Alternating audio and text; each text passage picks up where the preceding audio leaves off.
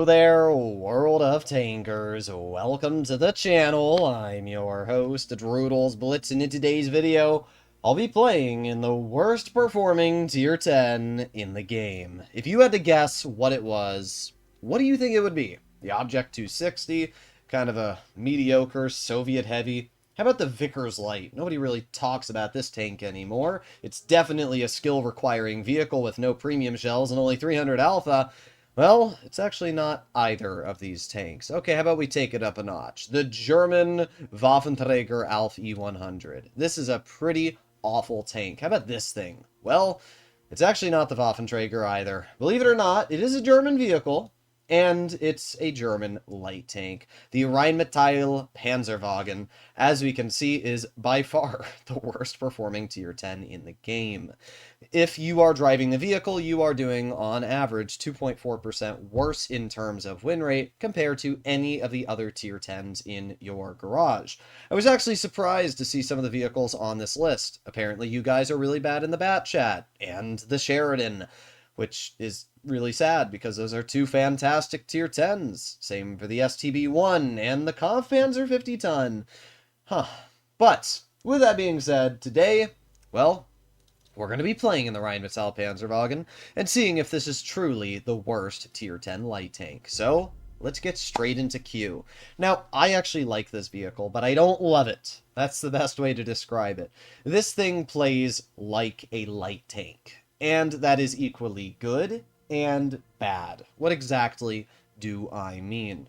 Well, the good is that you obviously deal decent damage per shot, you have good mobility, and actually let me change my loadout here, because I want to just run tungsten. I have a lot of options, obviously. This tank actually has every single option in the game.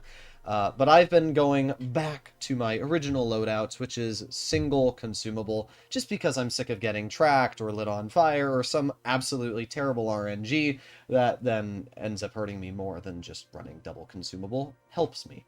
But with that being said, this tank, its upsides are that it has tracer shells and adaptive concealment. Those are huge if you are smart enough to take advantage of them. Adaptive concealment means that you know who spotted you and when you're unspotted. And you also get unspotted 3 seconds faster, which means you can technically have more effective DPM because you can poke sooner. That's nice. This tank also having tracer shells means that you can keep enemy vehicles lit up. I can shoot tank destroyers, I can shoot really anything, and well, I can make sure that they are now spotted for me and the rest of the team to see. And then finally, this tank, as I said, does have decent alpha. It's 330. It also has tungsten, so you can hit pretty hard. Honestly, I don't really think this is that bad of a tank. I don't love it though, because, well, it's basically an RU-251 in tier 10. It has 0 armor. It's easiest high explosive pen in the game, and while it does have decent mobility, it's not the craziest in terms of mobility. That's definitely what I'll say. So, got the Leopard over here, and not much I can do to that. We got the T110E4, which we will aim in on. There you go, nice 300, and let's back into cover. Now, shooting that E4 is really nice, because it obviously keeps that player lit up. I should be unspotted at this point. And what I'm going to do is I'm going to go fully wide. Let's see if I can get some damage, maybe into the enemy Leopard. Let's see, anybody here? Hello? Let's see, we got the Leopard right there, and boom, nice 390 into that player. It's a pretty good example of where the alpha damage on this thing is actually really nice. And there you go, another nice 376 into that tank. That's a lot of damage. You can see tungsten, it's pretty sweet. Using tungsten does allow you to get out those pretty juicy rolls. Now, I'm actually going to move up again, and we're going to see if I can get some more damage into the enemy. And boom, there you go. 329. Now my T100's moving up, which is obviously very helpful, so we're going to let that T100 be a bit of a distraction. The Bat Jet actually kind of ran away. I'm going to chill right here, and let's aim in on the Leopard. There you go, nice 314, and the T100 gets the clear. Nice, okay. Let's aim in on the T22. Nice shot. Ooh. That was lucky. That was very lucky. Alright, well, at this point, we got the Balshation, who's going to try and run away, and we're going to cut through mid and see if we can maybe not get a shell into that player. Ah, I really wanted to hit that player because, again, we keep tanks lit when we shoot them, and keeping tanks lit up it's very, very important. Now, I shouldn't be spotted right now, so what we're going to do is we're going to move over to all this action going on. We're going to see if we can help out our team. Okay. Thank you, RNG. Ow. Ow. Okay. I guess their whole team's just camping in the back. That would be the IS-7 and the Bat Chat that shot me. That's really cringe. Okay. Well, we just went from pretty healthy to not very healthy. It's a good example of how quick this tank gets caught out in the open. It may feature some very, very good capabilities, but there's also some big balancing factors at play. Now, I know I'm not spotted, so that's good. And just shooting the IS-7 keeps that player lit up, which is very, very huge for my team. But we'll see. IS-7 gets shot. I'm scared about that Bat Chat, because that player can really put a hurt on me super quickly. But let's move over here. Let's put on my tungsten. There you go. Okay. The enemy Bat Chat. And what I'm going to do is I'm just going to back on up. And let's aim it on the Bat Chat. There you go. Nice 360. 3, 2, 1. Yeah, that's what I thought, you frickin' cringer. That's what I thought. That's what I thought. Alright, let's not pen that, apparently. I don't really want to die, but I also... Okay. Well, I guess it doesn't matter when I bounce the Bat Chat's lower plate. Thank you very, very much, RNG. Okay, well, let's hope our VK72... Thank you. This VK, at least, is a decent player and got the clear. We're going to win, and I still did a pretty solid job, so I can't get too mad. But we can definitely see where this tank sometimes can be a little annoying. The gun is APCR standard, and APCR alone is one of the worst rounds in the game. It's not a bad premium shell. I want to clarify that right now. Having APCR standard is, premium is really good. The VZ55 is a great example. That gun chunks through enemy armor. But having it as a standard shell means that you just have worse penetration, which, as you saw, caused me to bounce the flat side of the enemy IS-7. Not only that, but then you also need to add into the fact that this vehicle has terrible, and I mean terrible, standard pen. It's 240. It's the worst standard pen in tier 10. So you have APCR paired with the worst standard pen, meaning that you're basically a tier 8 medium in terms of your pen values. So sure, your gold, pretty good, but your standard, wow, it's not great.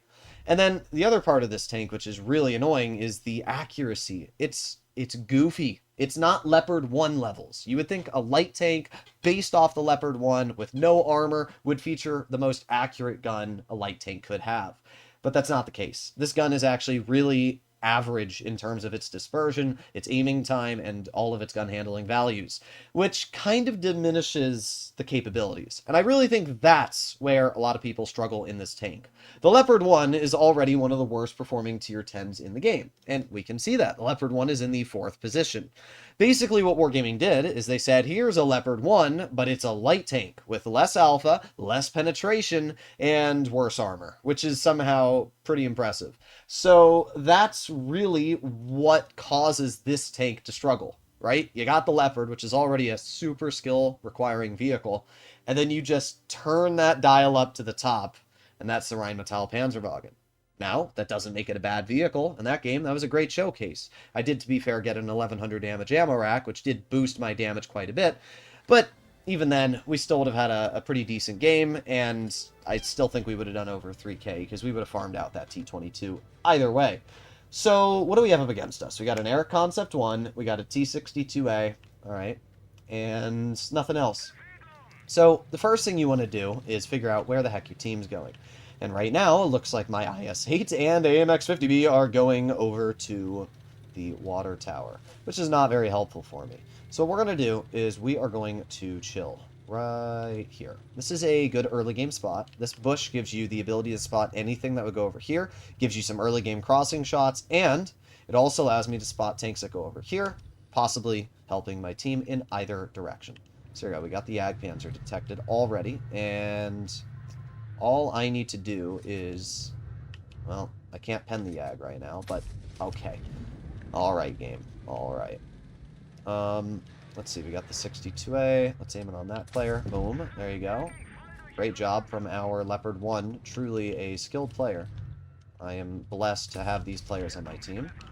Yeah, this is not great from our team. But hey, at least we got a bleed, and we're going to aim it on that U100. Boom. Okay, nice. 374. Getting some damage out. We got the Jagdpanzer. Let's back up a little bit. Boom. There you go. Nice 370 into the Jag.